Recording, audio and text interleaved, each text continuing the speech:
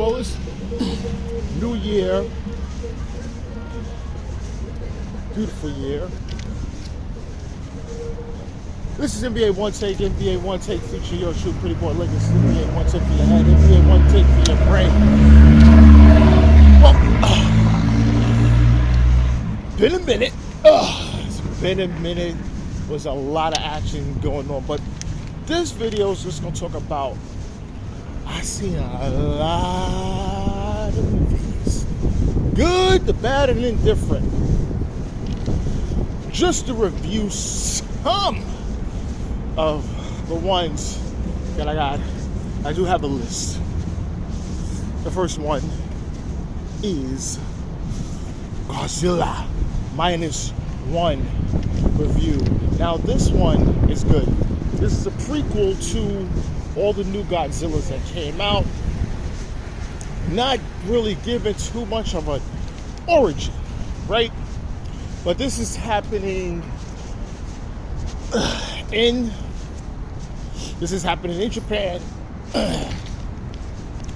But it's happening a little after the war, right? Where you have a town ravaged by the bombings that happened to Hiroshima and Nagasaki, and how the people is fixing their lives, right? So you have a young man there. He was supposed to be a kamikaze pilot, but he wasn't, because and his story is just amazing, and he just finds himself seeing Godzilla's mayhem, right? And he was like one of the surviving people on the island, and after that,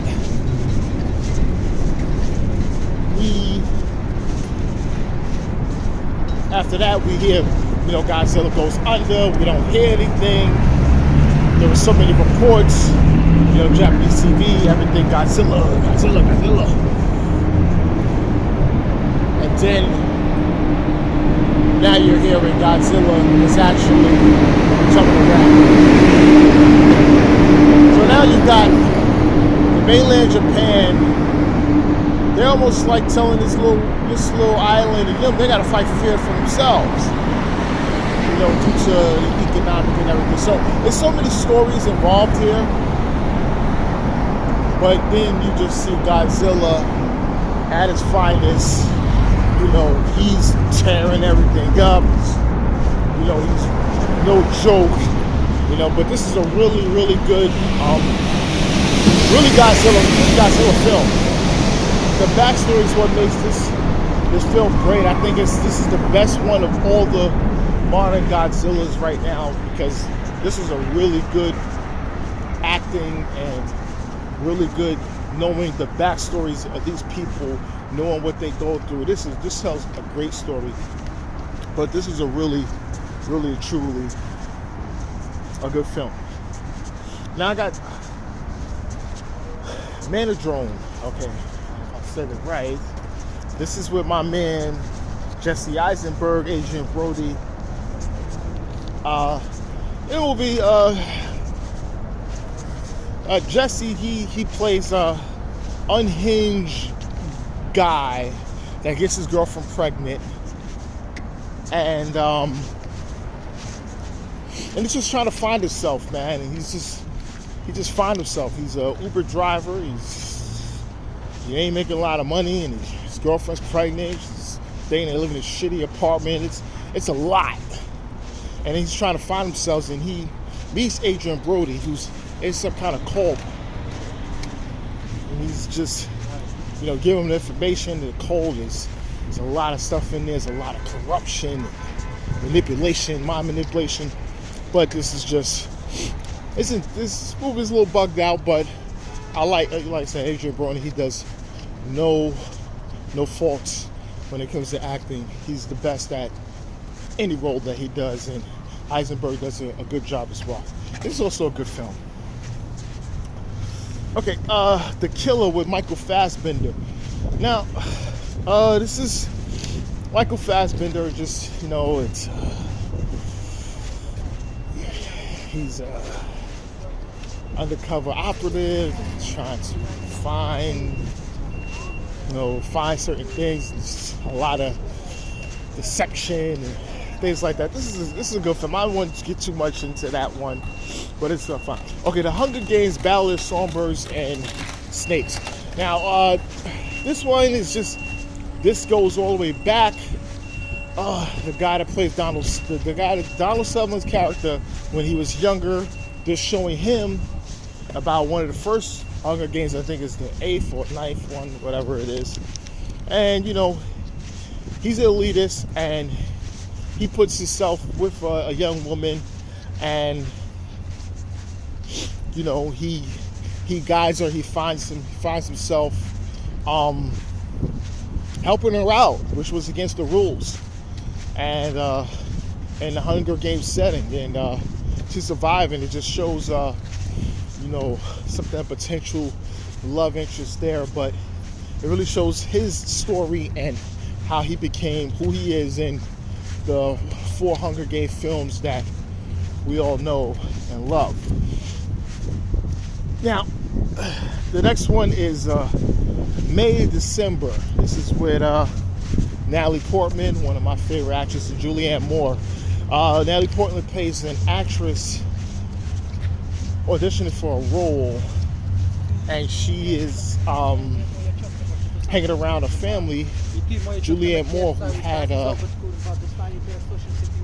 who was involved with an Asian boy, and they had a relationship, and they had children, and she went to jail. So Natalie Portman is playing her role in the movie, but she's really trying to get so much information from her, and it's Natalie Portman at its best.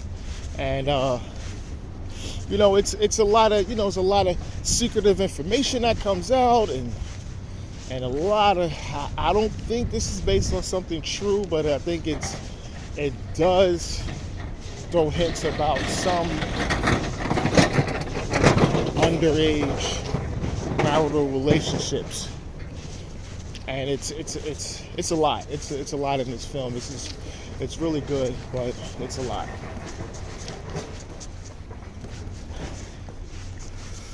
Okay, Hijack, the series.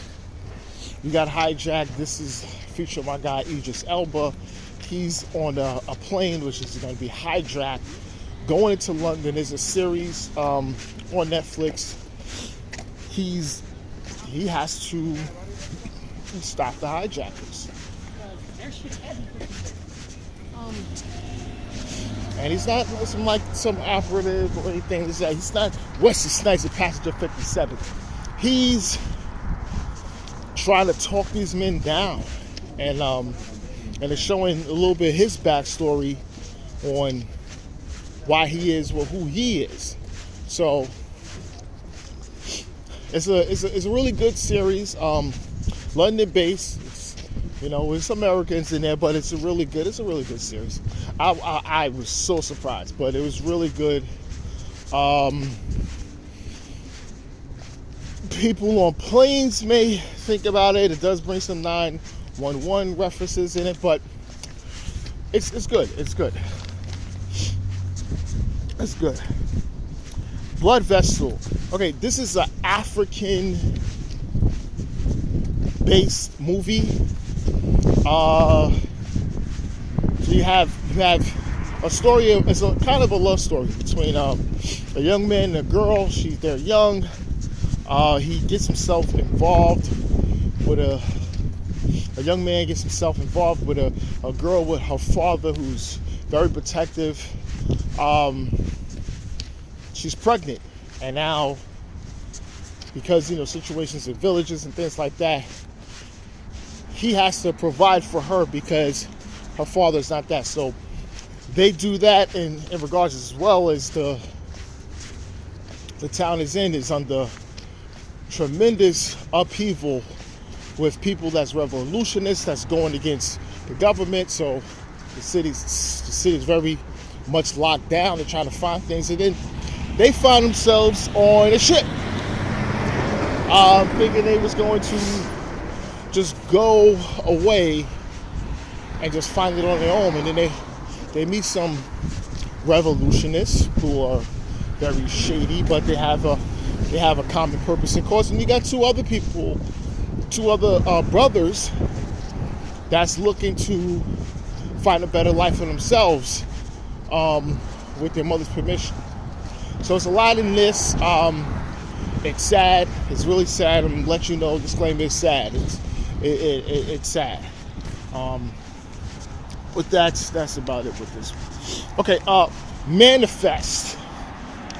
I got through it. Season 4 recap.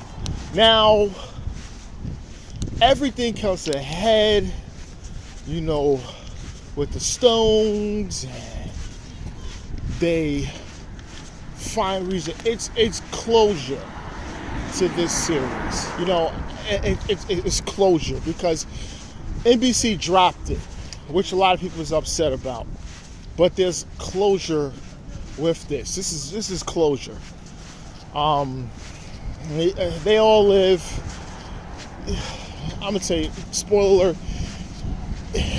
It gets to the point where they find the death date, and they tell them they figured everything out, that, you know, and then it all brings them back to 2012 when it does happen. They have all the memories of everything. All the people are alive. Everyone is alive.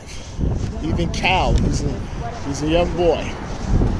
He don't have memory, but everyone on that plane is back with all the memories of what's supposed to happen, but their families don't know what's going on, and they come back. So that's how it ended. It ended on a good note. Okay, Pantheon season 2 review. Now Pantheon, it's animation.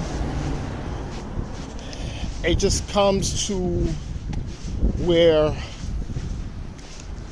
the young man and the girl finds themselves, you know, dealing with the computer virus, and it's a lot of stuff going on. And they are trying to find what's going on, and then there's a lot of deception, there's a lot of secretive things, a lot of espionage, a lot of stuff like that. But that's all I got. You know, I just gave a brief thing. I'm not gonna get too much into all this stuff. But this is NBA Onetake's Pretty Boy Laker, and I'm out.